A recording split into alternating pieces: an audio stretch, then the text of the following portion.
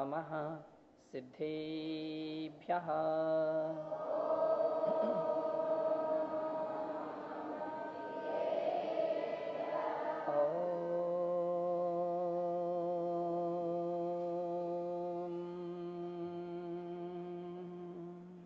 नमः सिद्धेभ्यः।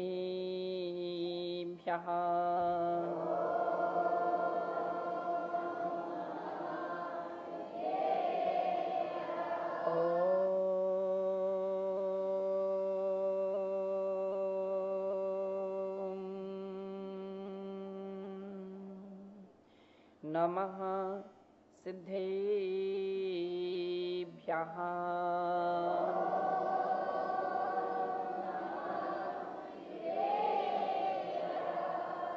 नमः श्रीवर्धिमानाय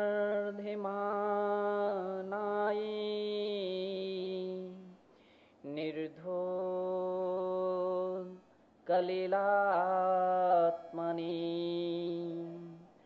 सालोकानां त्रिलोकानां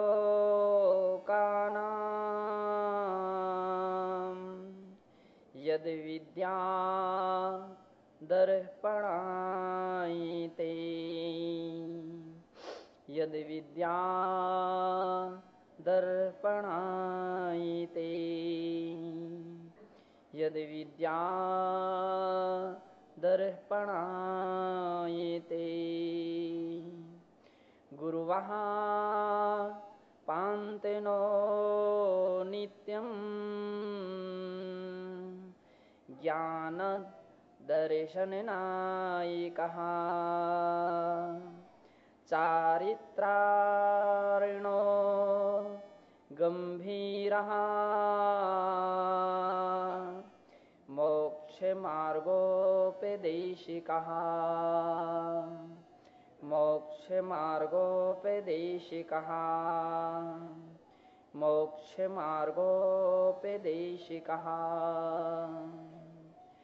जय बोलिए अनंतानंत सिद्धि परमेष्ठी भगवान की। देवाधिदेव श्री शांतिनाथ भगवान की। परम पूज्य वात्सल्य दिवाकर गुरुदेव आचार्य श्री विमल सागर जी मुनि महाराज की। परम पूज्य तपस्वी सम्राट गुरुदेव आचार्य श्री सन्मति सागर जी मुनि महाराज की। अहिंसा में विश्व धर्मी की। 16 कारण पर्व का आज 9वां दिन है, वैयावृत्ति। लेकिन आचार्य वीरसेन के अनुसार 10वां दिन है, जिसका नाम उन्होंने साहुणम वैयावच्च जोग वैयावच्च जोग पज्जा, इस प्रकार से उसका नाम दिया वैयावृत्त उपयोग युक्ता।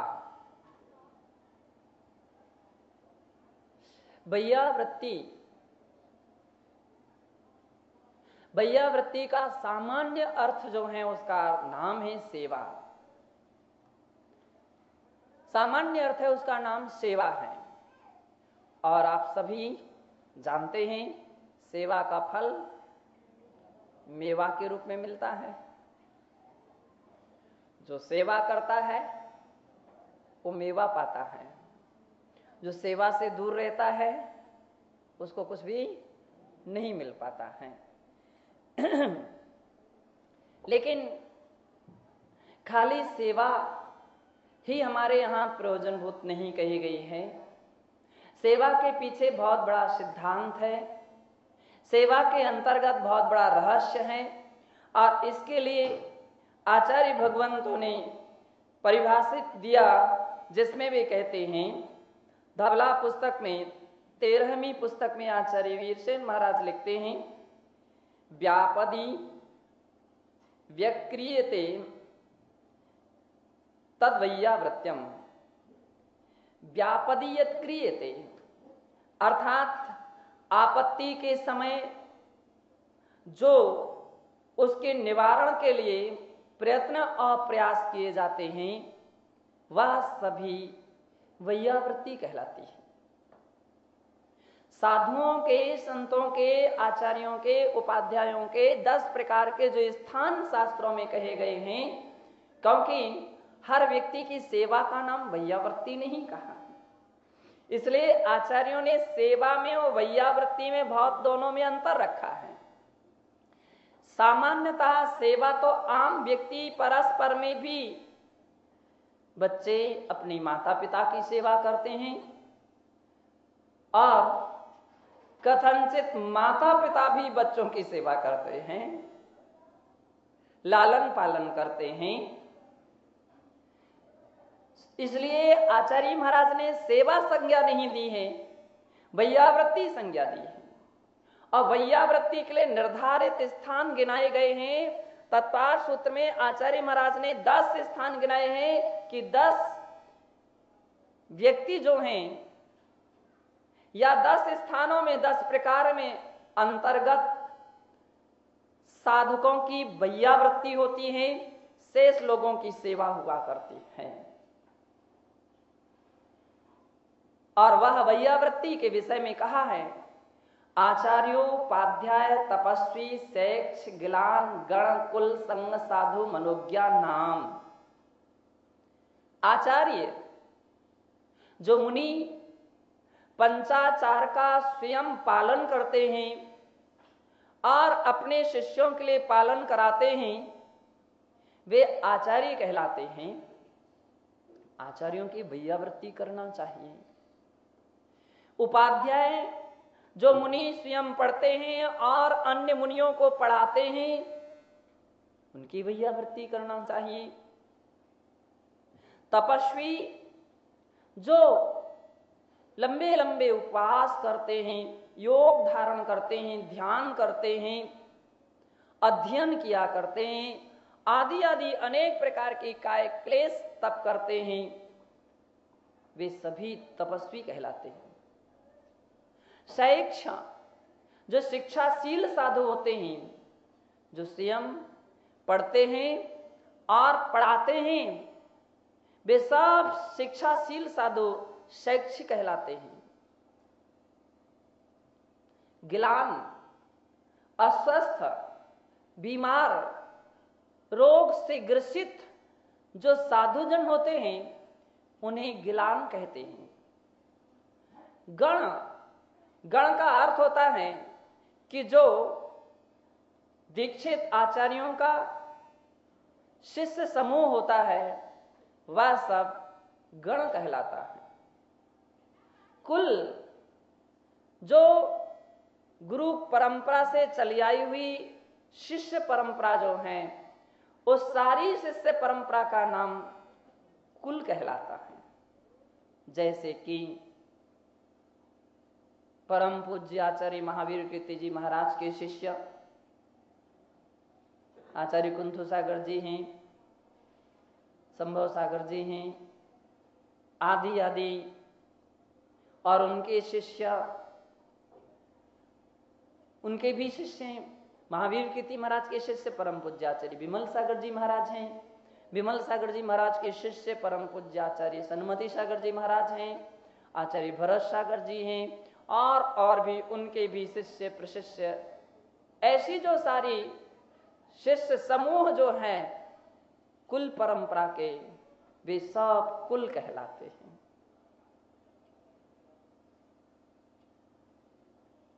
गिलान गण कुल संघ, और संघ चतुर्विध संघ है। संघ में ऋषि, मुनि, यति, अनगार हुआ करते हैं। रिद्धिधारी मुनि महाराज ऋषि कहलाते हैं, और जो श्रेणी पर आरोहण करते हैं वे मुनि कहलाते हैं। यत्न करते हैं रत्नात्रय की साधना का, वे यति कहलाते हैं। और जो ग्रह मुक्त होते हैं वे सभी दिगंबर साधु अनगार कहलाते हैं। अथवा मुनि, आरिका, छुल्लक, छुल्लिका, इनका जो समूह है वह चतुर्विध संघ कहलाता है। संघ आचार्योपाध्याय तपसी शेष गिलान गण कुल संघ साधु। और साधु का अर्थ है जो साधना में निरत रहते हैं, निरंतर रत्नत्रय की साधना करते रहते हैं, वे साधु कहलाते हैं। और मनोज्ञ, जिनकी आम व्यक्ति में बहुत अच्छी प्रसिद्धि होती है, अच्छा सम्मान होता है, हर व्यक्ति उनकी बातों को सुनना चाहते हैं और उनकी बातों को प्रामाणिक मानते हैं, वे मनोज्ञ साधु कहलाते हैं। तो इस प्रकार से शास्त्रों में 10 प्रकार के साधु कहे गए हैं, 10 प्रकार के वैयावृत्ति के पात्रभूत साधु कहे गए हैं। इनकी वैयावृत्ति करना चाहिए। वैयावृत्ति का अर्थ है इनकी रत्नत्रय की साधना में कोई विघ्न आ गया है, कोई बाधाएं आ गई हैं, उस विघ्न बाधा के लिए दूर करना चाहिए। और उस विघ्न बाधा के विषय में आचार्य श्री चारित्र सार में लिखते हैं कि काया पीड़ा दुष्परिणाम व्युदासार्थम काय चेष्टया द्रव्यांतरेण उपदेशेन च व्यावृतस्य यत् कर्म तद वैयावृत्यम।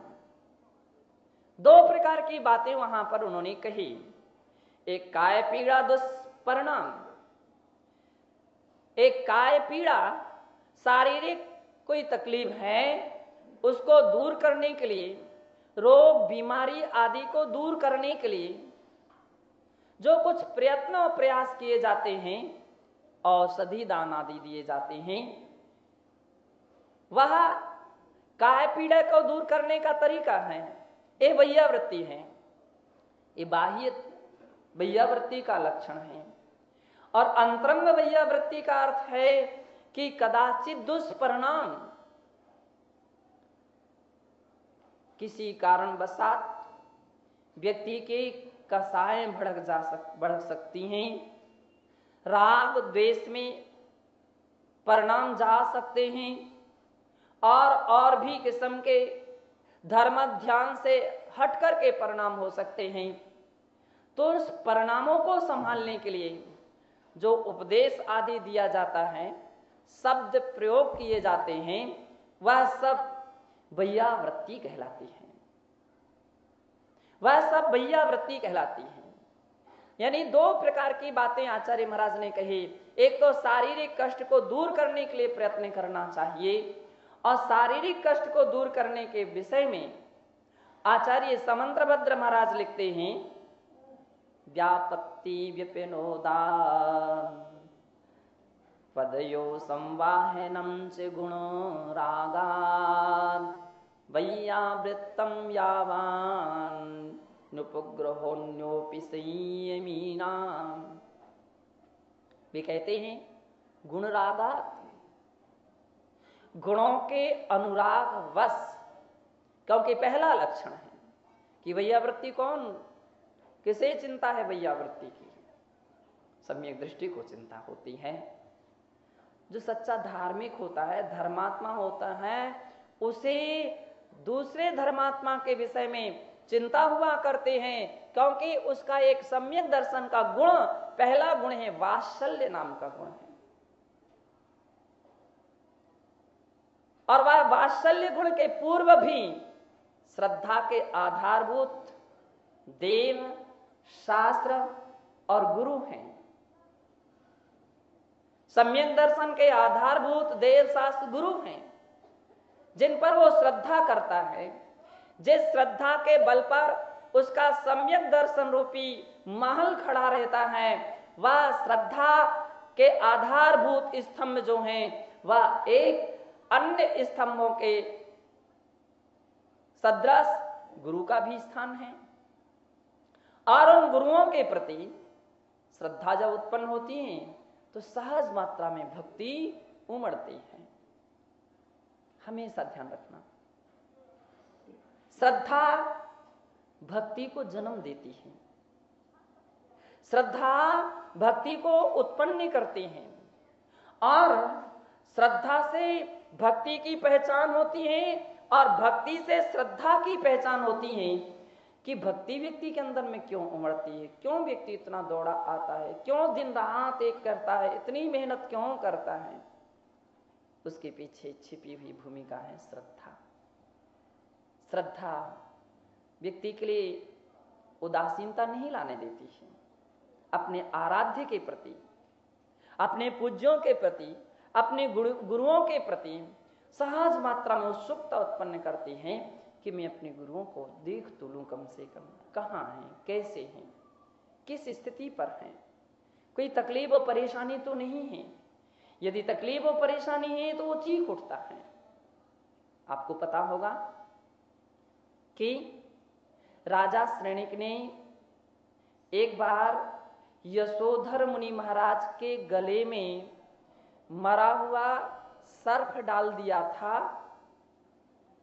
और जब सर्प डाल करके वो वहां से चला गया, 3 दिन के बाद उसने महारानी चेलना के लिए कहा, महारानी चेलना के लिए कहा कि मैंने भी तुम्हारे गुरु की परीक्षा की थी, देखा था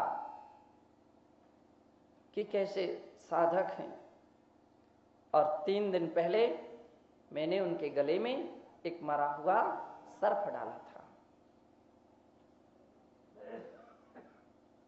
मरा हुआ सर्प डाला था। महारानी चिल्ला बोलती, फिर क्या किया? मुड़ करके देखा था क्या? नहीं, फिर तो हम छोड़ करके आ गए थे, फिर पता नहीं क्या हुआ। तो आपको देखना चाहिए था, परीक्षा ही तो करनी थी, तो परीक्षा करनी चाहिए था, देखना चाहिए था, बाद में जाकर के देखना चाहिए था। ये नहीं किया है आपने। मेरे सच्चे गुरु हैं, वे मेरे सच्चे गुरु हैं। निर्ग्रंथ संत सच्चे संत होते हैं। यदि उनके ऊपर कोई ऐसा उपसर्ग आ जाता है तो वे मैदान छोड़ करके भागते नहीं हैं। महारानी चिल्ला कहती हैं, शीघ्र ही चलिए और उनके उस उपसर्ग को दूर कीजिए। महाराजा श्रेणिक कहते हैं, महारानी चिल्ला, तुम नहीं समझती हो, वो साधु योगी जन होते हैं, वो भाग गए होंगे, निकल गए होंगे, चले गए होंगे। नहीं, वे आम व्यक्ति नहीं हैं, वे पारमार्थिक साधना के साधक एक योगी हैं। प्राण दे देंगे लेकिन वहां से हटेंगे नहीं। महाराजा श्रेणिक के लिए विश्वास नहीं हो रहा था। रानी ने कहा, चलिए अभी इसी वक्त चलिए, इसमें विलंब मत कीजिए। जितना विलंब करोगे उतनी वेदना मेरी अधिक बढ़ जाएगी। और उसी वक्त महारानी चेलना और महाराजा श्रेणिक उसी स्थान पर पहुंचते हैं जहां पर यशोधर मुनि महाराज विराजमान थे। दूर से देखते हैं, अभी भी साधना में संलग्न है। राजा श्रेणिक तो पानी पानी हो गया। वो तो अभी बैठे हैं। मैं समझ रहा था कि वे चले गए होंगे, वे भाग गए होंगे, वो अभी बैठे हैं। ये तो मैंने अच्छा नहीं किया। मन में विचार आने लगे उसके। मैं तो ये सोच रहा था कि वो भाग गए होंगे, लेकिन बैठे हैं। जैसे जैसे पास में पहुंचे तो देखा कि सर्प के कारण से शरीर के ऊपर अनेक अनेक चींटियां, हजारों चींटियां चढ़ चुकी थी और जगह जगह चींटियों ने घाव बना दिए थे महाराज को, काट काट करके। लेकिन फिर भी संत अपनी साधना में निमग्न थे। राजा श्रेणिक इस दृश्य को देख करके तो और विह्वल हो उठा और उसको लगने लगा कि मैंने अच्छा तो नहीं किया। रानी चेलना यथाविधि विवेक से काम करती है और चींटियों को दूर करती है, सर्प को निकाल करके अलग करती है और उपसर्ग को दूर समझ करके जान करके मुनि महाराज अपने ध्यान का भी विसर्जन करते हैं। 3 दिन तक अखंड साधना में निमग्न रहे और अंत में जाकर के जैसे ही महाराज अपनी आंखें खोलते हैं तो सामने महाराजा श्रेणिक और महारानी चेलना को पाते हैं। दोनों ने हाथ जोड़ करके सिर झुका करके नमस्कार किया। नमोस्तु भगवन, नमोस्तु नमोस्तु। महाराज ने दोनों के लिए आशीर्वाद दिया, सद्धर्म वृद्धि रस्तु। दोनों के लिए सद्धर्म वृद्धि रस्तु। अब तो राजा श्रेणिक की विचारों का पता नहीं कहां से कितने चेंज हो गए। और सोचने लगा मैंने अच्छा नहीं किया, मैंने बहुत बड़ा अपराध किया है और इस अपराध का क्या प्रायश्चित होगा, इस दंड का क्या, इस गलती का क्या प्रायश्चित होगा। जो भी महाराज दंड देंगे वो भी जितना भी दिया जाए उतना कम है। इसका एक ही प्रायश्चित है कि मैं अपनी गर्दन को निकाल करके मुनिराज के चरणों में छोड़ दूं। इतना ही हमारे अंदर में एक सामर्थ्य शक्ति इतना ही कर सकता है, इसके आगे कोई उपाय नहीं।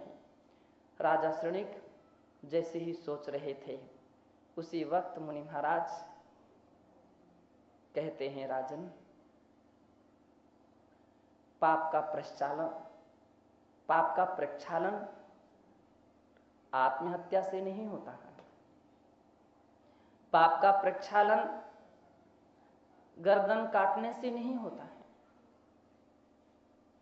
इससे तो कर्म का और अधिक बंध होता है। पाप का प्रक्षालन तो पश्चाताप से होता है और वह आपके अंदर में जागृत हो गया है और आपके पाप कटने लगे हैं। जिस समय सर्प डाला गया था उसके पहले उसने तलवार भी मारने के लिए उबारी थी। उस वक्त 7वें नरक की आयु का बंध राजा श्रेणिक के लिए हो गया था। 7वें नरक का बंध हुआ था। ध्यान दीजिए, किसी भी साधु के ऊपर यदि हमारे ऐसे हत्या के परिणाम हो जाते हैं तो घनघोर कर्म का बंध होता है। हिंदू साहित्य में कहा गया है कि उसका भी कोई प्रायश्चित नहीं है, कोई प्रायश्चित नहीं है। यति हत्या सबसे बड़ा पाप माना जाता है। 7वें नरक की आयु का बंध हुआ और जिस समय राजा श्रेणिक के लिए वो उपसर्ग दूर करने के बाद जो अंतःपरिणति जागी, विशुद्धि जागी, श्रद्धा जागी, परिणामों में निर्मलता आई, उस समय राजा श्रेणिक की आयु 7वें नरक से यानी 33 सागर की आयु घटते घटते घटते घटते कितनी रह गई? 84,000 वर्ष तक की आयु रह गई। कहां सागर और कहां वर्ष?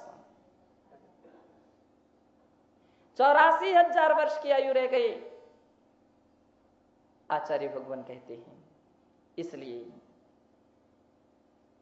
व्यक्ति के परिणाम ही कर्म को बांधते हैं और परिणाम ही उसके छूटने के लिए हेतु बन जाते हैं। मना एव मनुष्याणाम कारणम बंध मोक्षयोः। मन ही बंध और मोक्ष का कारण है। बंधो,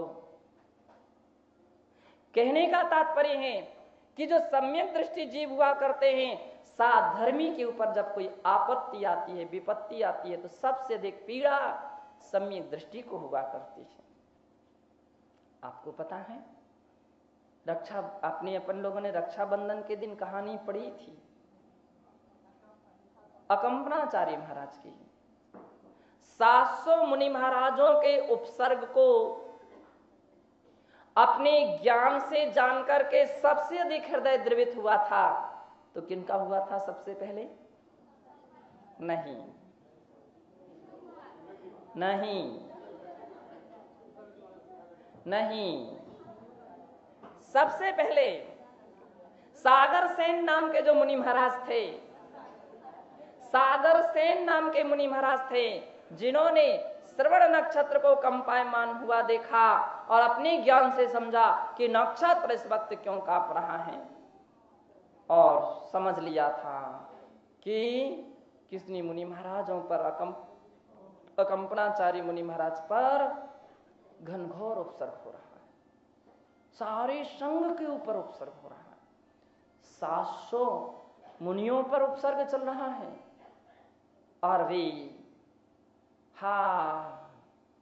ऐसे उनके मुख से आवाज आ गई थी। तब पुष्पदंत के मन में आया, भगवान रात्रि में क्या बात है, कौन सी पीड़ा आपको हुई, क्या तकलीफ हो रही है? तकलीफ मुझे नहीं, और मुझे तकलीफ जो हो रही है ये 700 मुनियों की तकलीफ को देख करके तकलीफ हो रही है। दूसरी को पीड़ा को देख करके जो द्रवित हो जाते हैं, दयालु तो वे कहलाते हैं, वे दया धर्म का पालन करने वाले कहलाते हैं। बंधु, उस वक्त सारी विधि विधान चर्चा वार्ता होती, उपाय पूछे जाते और क्षुल्लक जी विष्णु कुमार मुनि महाराज तक पहुंचते हैं, और विष्णु कुमार भी द्रवित हो जाते हैं।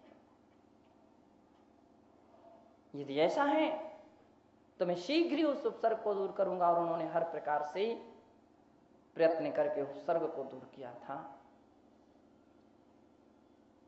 ये कहलाती है वात्सल्य। श्रद्धा होने पर, सम्यक दर्शन होने पर वात्सल्य भी जागृत होता है, भक्ति जागृत होती है और गुणानुराग उत्पन्न होता है। पूज्याचार्य भगवान कहते हैं कि ऐसे गुणानुराग व्यापत्ति व्यपनोदहा, किसी के ऊपर आई हुई, साधर्मी के ऊपर आई हुई व्यापत्ति को, आपदाओं को, विपदाओं को, व्यपनोदहा जो दूर करना है, अथवा कदाचित चलते चलते आए हैं, विहार करके आए हैं, दिगंबर संत जीवन पर्यंत के लिए पैदल विहार करते हैं, बिना जूते चप्पल के चलते हैं, ठंडी गर्मी में भी चलते हैं, कितनी तकलीफ और कष्ट भी हो सकता है।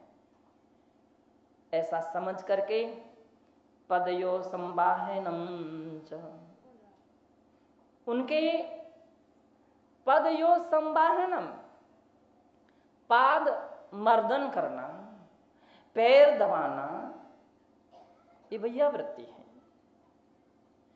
कोई स्वास्थ्य ठीक नहीं है, उनका सिर दर्द कर रहा है, सिर भी दबाया जा सकता है, अथवा और भी किसी भी प्रकार की उनको जो तकलीफ हुई है, पीड़ा हुई है, कष्ट हुए हैं, उस कष्ट को दूर कर देना, उस कष्ट को दूर करना भैया व्रतम यावान, आचार्य कहते हैं भैया व्रत है। उपग्रहोण्योपि संयमीना, संयमियों के साथ इस प्रकार की भैया वृत्ति की जाती है। साधुजन अस्वस्थ होते हैं तो श्रावक जन उस व्यवस्था में जुट जाते हैं, और यदि आरिका माता जी आदि अस्वस्थ होती है तो महिला वर्ग उनकी सेवा में जुट जाता है, श्राविकाएं उनकी सेवा में जुट जाती हैं, प्रधानता उनकी हुआ करती है। यहाँ साधुओं की भैया वृत्ति में श्रावकों की प्रधानता हुआ करती है। एक हमारे यहाँ की सभ्य परंपरा है, सभ्य पद्धति है, मर्यादित पद्धति है। दोनों की अपनी अपनी सीमाएं हैं, अपनी अपनी मर्यादाएं हैं। उस मर्यादा के अनुरूप जो सेवा की जाती है वो भैया वृत्ति कहलाती है। मर्यादा का उल्लंघन अगर कर लिया जाए तो भैया वृत्ति नहीं कहलाएगी, वो तो और विपत्ति का स्थान बन जाएगी। कौन सी मर्यादा है?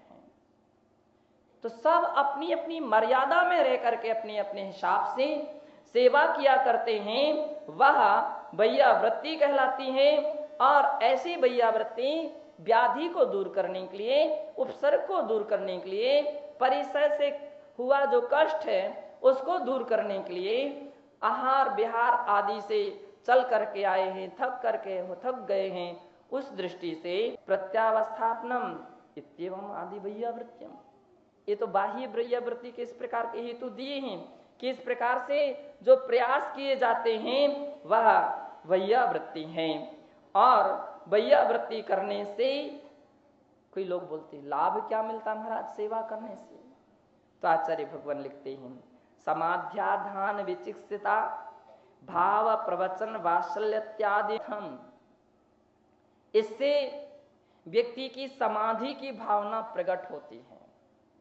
सेवा जो व्यक्ति करता है, सेवा का फल सेवा है, सेवा करने से सेवा मिलती है, बिल्कुल सही स्थिति है।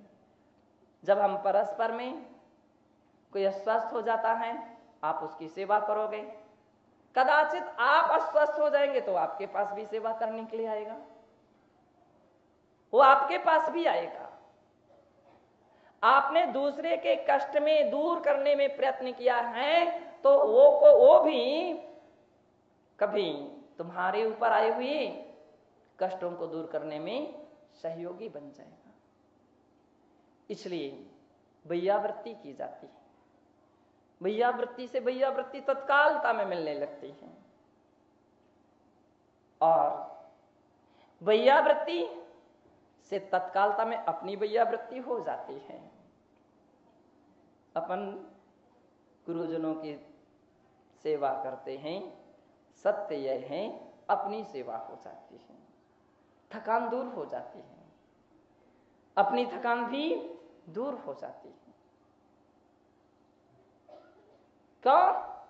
क्योंकि शरीर के बहुत सारे पॉइंट हैं हाथ में, है अभी एक्यूप्रेशर, एक्यूपंक्चर, इतनी ऐसी विभिन्न प्रकार की चिकित्साएं प्रारंभ हुई हैं, प्राकृतिक चिकित्साएं हैं। यद्यपि ये प्राचीन संस्कृति हमारा इसको लेकर के चलती है कि वैयावृत्ति के व्यक्ति पैर के पंजे की वैयावृत्ति, हाथ के जो हथेली है उसकी वैयावृत्ति करने से सारे शरीर की वैयावृत्ति हो जाती है,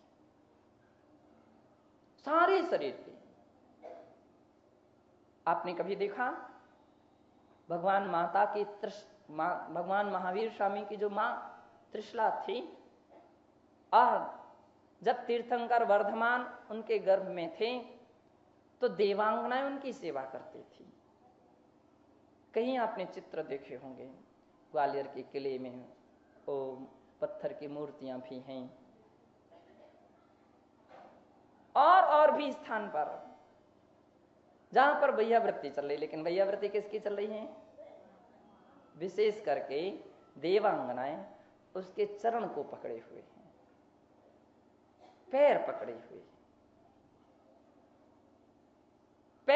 हुए हैं और उस पैरों पर उसकी वैयावृत्ति की जा रही है। कहीं आपने मुनि महाराज की सेवा शुश्रूषा संलेखना समाधि के समय साधुओं की भी इस प्रकार की स्थिति किसी रूप में देखी हुई होगी। वैयावृत्ति पैरों की करना चाहिए। अब पैरों के विभिन्न प्रकार के पॉइंट होते हैं, आज के विज्ञान ने उसका आविष्कार किया है। बतलाते हैं कुछ पॉइंट ऐसे होते हैं जिनको दबाने से आंखें दर्द हो रही है तो ठीक हो जाएगा, किसी से गला, किसी से कान, किसी से बुखार, किसी से कुछ, सारे की सारे शरीर की जो मशीन है उसके पूरे के पूरे बटन जो हैं वो पैरों में और हाथ के पंजे में। पैरों में और हाथ के पंजे में लोग उंगली खींचने लगते। खींचना कभी नहीं चाहिए, चटकाना नहीं चाहिए, दोष माना गया।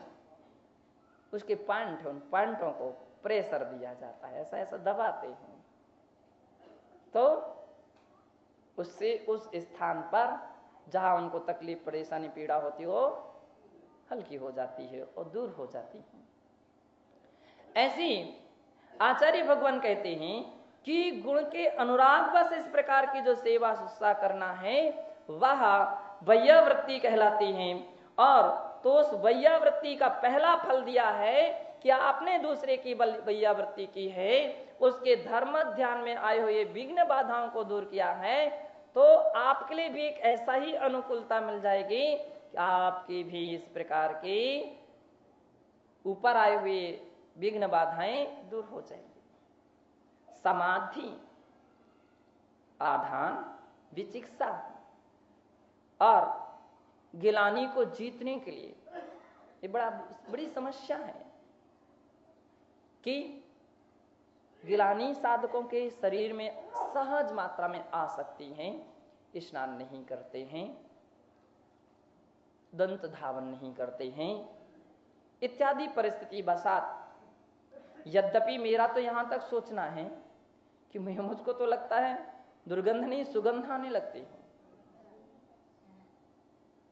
तपस्या के प्रभाव से शरीर में सुगंध आने लगती है। जब हमको ऐसा ध्यान है कि विद्यार्थी जीवन में एक दिन भी यदि दातुन ना की जाए तो मुख में से गंध आने लगती थी, गंध आने लगती थी, दुर्गंध आने लगती थी। और इतने दिन के बाद भी अब कोई मंजन नहीं किए जाते, ब्रश नहीं किए जाते हैं, फिर भी कोई दुर्गंध वगैरह ऐसा कुछ महसूस नहीं होता है। आपस में हम लोग बैठते हैं, उठते हैं, कुछ ऐसा महसूस नहीं होता। पूज्याचार्य श्री के पास बैठकर के एक बार इस विषय में चर्चा हुई कि महाराज ऐसा क्यों, पहले व्यक्ति एक दिन भी स्नान ना करे तो उसके शरीर में गंध आने लगती थी, यहां तो जिंदगी भर तक के लिए नहीं करते तो भी कुछ दुर्गंध नहीं आती है, क्यों? महाराज बोले परिणामों के भी प्रतीक हैं। जितने परिणाम व्यक्ति के निर्मल होते हैं, आत्मविशुद्धियां जितनी विकसित होती हैं, उतनी उसके अंदर में एक विशेषता होती है, एक रासायनिक प्रक्रियाएं होती हैं कि शरीर की दुर्गंध समाप्त होती, सुगंध में बदल जाती हैं, अच्छाइयों में बदल जाती हैं। तीर्थंकर भगवान के जन्म से ही शरीर सुगंधित थे। तपस्याओं के प्रभाव से दुर्गंध व्यक्ति की दूर हो जाती है। आप एक भी दिन स्नान नहीं करते तो इतनी दुर्गंध आने लगती कि व्यक्ति पास में नहीं बैठ पाता है, पास में नहीं बैठ पाता। कोई लोग आहार देने आते हैं, मनसुद्धि पास में खड़े होकर के दुर्गंध आती है मुख से, तो पसीना और दूसरा मुख की दुर्गंध। अब बतलाओ सही, तुम कैसी सेवा कर रहे हो? इसलिए आहार आदि कुछ दूर हो करके देना चाहिए, मुख शुद्धि करके देना चाहिए, मर्यादा के साथ देना चाहिए। स्नान करके, साधुओं का स्नान मूल गुण है, आपका स्नान मूल गुण नहीं। साधुओं का अदंत धावन है, आपका तो अदंत धावन नहीं है। मैं बतला रहा था साधुजन के लिए दुर्गंध नहीं आती है, और कदाचित आ भी जाए बीमारी के कारण से और भी किसी परिस्थिति बसात, तो भी गिलानी नहीं करना। जो व्यक्ति वैयावृत्ति करता है वो गिलानी को जीत लेता है। तो कहीं समाधि का समय आ जाएगा तो वह उसके पास वैयावृत्ति करने के लिए बैठ सकता है।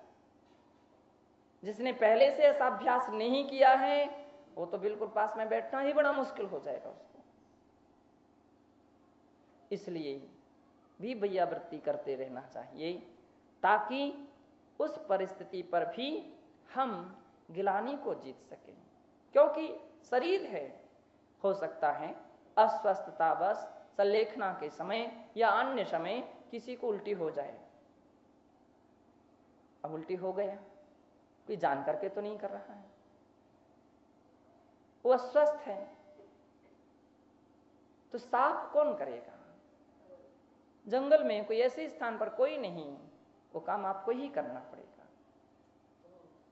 अपन कभी किसी हॉस्पिटल में देखते हैं नर्स ऐसी ऐसी भी रहती हैं कि कोई गिलानी नहीं करती, पूरी सेवा कर लेती हैं और बड़े प्रेम से सेवा करती है। आप मत घबराइए, हम सफाई कर देते हैं, और पूरी सफाई कर देती है। किसी के लिए और भी किसी प्रकार का मल विसर्जन हो जाता है तो भी सांत्वना दिलाती है।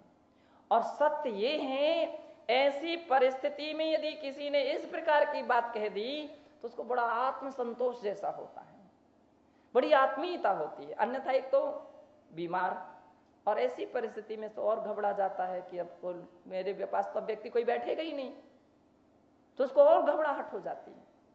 और उसको वैसे भी वो परिणाम उसके सही नहीं थे, उसकी जो तकलीफ परेशानी थी और ग्लानि के स्थान होने के कारण से और अधिक विचलित होने लगता है।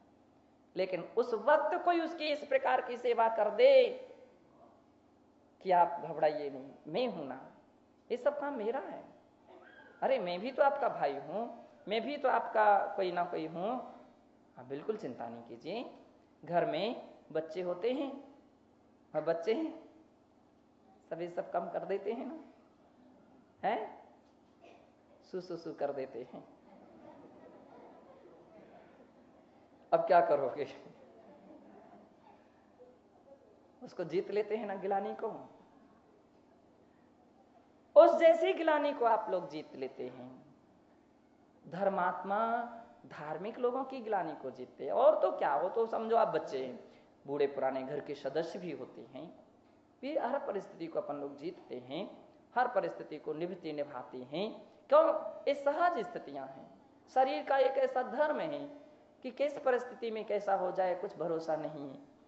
इसी प्रकार से साधर्मी की इस प्रकार की परिस्थिति में सेवा में संलग्न होने से जो व्यक्ति सेवा करता रहता है वो संलेखना के समय बहुत सफलता पा लेता है, वो कभी भी पीछे नहीं हटता है।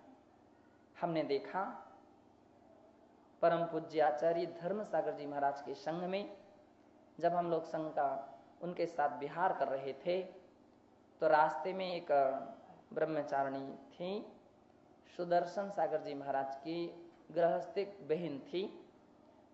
वो किसी कारण से उसको चोट आ गई एक नल के कारण से, और उसके लिए वो ऐसे स्थान पर लगी वो बेहोश हो गई। और बेहोश हुई तो फिर तो उसका होश में ही नहीं आई। लेकिन कितने दिन तक ऐसी हालत में चलती रही, 6-7 दिन तक। और बिहार चल रहा था तो रोज गाड़ी से उतारा जाता था, रोज गाड़ी पर रखा जाता था। पाठ वगैरह हम लोग साधु लोग माता जी लोग पाठ भी सुनाते थे। धीरे धीरे आखिरी में उसके शरीर में इतनी दुर्गंध आने लगी थी, इतनी दुर्गंध आने लगी थी कि पास में बैठना ही बड़ा कठिन था, बड़ा कठिन दिखता था। और किसी ना किसी प्रयोग बसात श्रावक, तो फिर श्रावक हैं, श्रावक बहुत समझदार होता है, कहीं कोई लोग अगरबत्ती लगा दें, कुछ ऐसी सामग्री रख दें, कुछ। मैंने कहा भाई ये सब क्यों करते हो, हम लोग इसको भी जीत लेंगे, हमको कोई गिलानी नहीं आएगी, सहन करेंगे। आपस में ड्यूटी रखे लगे, बदलते रहेंगे। बोले महाराज आप लोग साधु हैं, हम लोग तो साधु नहीं, आप लोग जीत सकते, पता नहीं हमारे बीच में कैसे लोग हो सकते। ऐसी व्यवस्थाएं वो बना करके रखते थे, ये हमारे कर्तव्य। बोले हमारे संघ में विजय सागर जी नाम के महाराज थे, शुल्लक अवस्था में उनको ऐसा कुछ अस्वस्थ हुए, बीमार हुए, अंत में जाकर के वो ऐसा कोई ज्वर आया उनको कि काफी दिन के बाद आहार नहीं हो रहा था। और उस वक्त विशेष करके उनका मल विसर्जन हुआ, एकदम काला काला, इतनी दुर्गंध आती थी। लेकिन हमारे संघ के कुछ महाराजों की तो हम लोग प्रशंसा करते हैं कि कुछ नहीं, स्वयं जाते और उसको सब शुद्धि करते। कुछ ऐसे श्रावक भी थे, ऐसे श्रावक थे, कभी उन्होंने इस बात की जिक्र भी नहीं किया, गिलानी नहीं किया, और अपने हाथ से सब सफाई करते थे। और पता नहीं दिन में कितनी बार ऐसा हो जाता था। बंधो, ये विचिकित्सा नाम का गुण, निर्विचिकित्सा नाम का गुण जो है, ये वैयावृत्ति करने से ये उत्पन्न होता है। जो वैयावृत्ति करता है तो उसको कभी खराब नहीं लगता है, जो कभी वैयावृत्ति नहीं करता तो उसको सोचना पड़ता मैं ऐसा काम कैसे करूं, मैं उसके पास क्यों बैठूं? मैं उसके पैर कैसे दबाऊं? सारे लोग बैठे हैं, सबके सामने उसके पैर दबाऊं? सबके पैर दबाने पड़ते। आचार्य भी क्यों ना हो, आचार्य भी क्यों ना हो, तो भी वे इस मौके पर पीछे नहीं रहते, वे आगे, सबसे आगे हो जाते हैं। पूज्य आचार्य श्री सन्मति सागर जी महाराज की बात मुझे याद आ रही है। उदगांव में मुझे बुखार आ गया था, और वो बुखार ऐसा कुछ चला था, बहुत से साधुओं को वो बुखार चलता था, काफी लोगों में बुखार चलता था, और वो काफी दिन तक, 8, 15, 20 दिन तक बुखार चला। महाराज वो घूम का दर्शन करके, भगवान के दर्शन कर करके हमारे कमरे में आ जाती थी, और तुरंत वो तेल लाइए, अमुक सामग्री लाइए। मैंने की महाराज श्री आप छोड़ दीजिए, नहीं आपसे नहीं करूंगा, मेरे धर्म में तुम विघ्न बाधक बन रहे हो, बोलते मेरे धर्म ध्यान में तुम विघ्न बाधक, मेरी तपस्या में, भैयाव्रती तपस्या है, तुम बाधक बनते हो। कभी बोलते थे देखो आप लोग करते रहते हो, तो उस कर्ज को तो भी तो मुझे पूरा करना चाहिए, ये तो अवसर है बोले पूरा करने का, रोज तो नहीं आ सकता हूं, यही अवसर मेरे पास। शास्त्रों में लिखा कि आचार्य भगवान, आचार्य गण भी भैयाव्रती करते हैं, वे भी भैयाव्रती करते हैं। सबसे बड़ी भैयाव्रती उनकी ये है कि हमारे धर्म ध्यान के विषय में ध्यान रखते हैं कि इनके धर्म ध्यान में कोई विघ्न बाधा तो नहीं आ रही। वे धर्म ध्यान में लगाए रहते, स्वाध्याय में बैठना होगा, प्रतिकोण में आना चाहिए, सामायिक करना चाहिए, ये सबसे बड़ी भैयाव्रती है। क्यों? आपने दीक्षा ली, और दीक्षा ली तो अपने कर्तव्य का पालन करना चाहिए।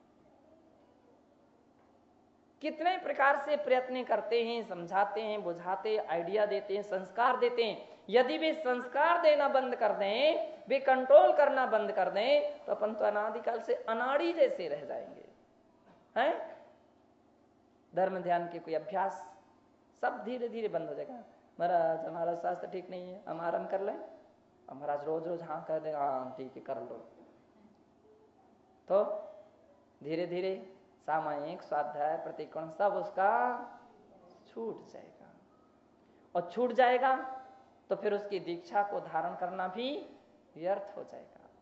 कालांतर में लोग उसकी हंसी करेंगे, क्यों भैया आपने इसलिए संयम धारण किया, अथवा यूं कहें कि जिस उद्देश्य को लेकर के आपने संयम धारण किया था, कर्मों का संवर, निर्जरा आदि, वो कुछ भी नहीं हो सकेगा। इसलिए आचार्य गणों की सबसे बड़ी भैयाव्रती वो व्यक्ति के धर्म ध्यान का ध्यान रखते हैं कि आपत्ति आए ही ना, विपत्ति आए ही ना, विघ्न धर्म ध्यान में आए ही ना, इसलिए ऐसे काम करते रहिए। वे पूछते हैं आपका स्वास्थ्य ठीक है? इतनी पूछ लेने से मात्र हम लोगों को संतोष मिल जाता है। अगर हमारे गुरुजन इतना पूछ लेते हैं तबीयत ठीक है, तो हम लोग को बड़ा आत्म तसल्ली मिल जाती है। परम पूज्य आचार्य विमल सागर जी महाराज, जब हम लोग बिहार चल रहा था औरंगाबाद से गिरनार जी के लिए, तो रास्ते में एक जगह हमको लू लग गई थी, और जब लू लग गई तो पता नहीं कैसी तेज लू लगी, तो मैं तो बेहोश ही हो, कुछ भी होश नहीं था।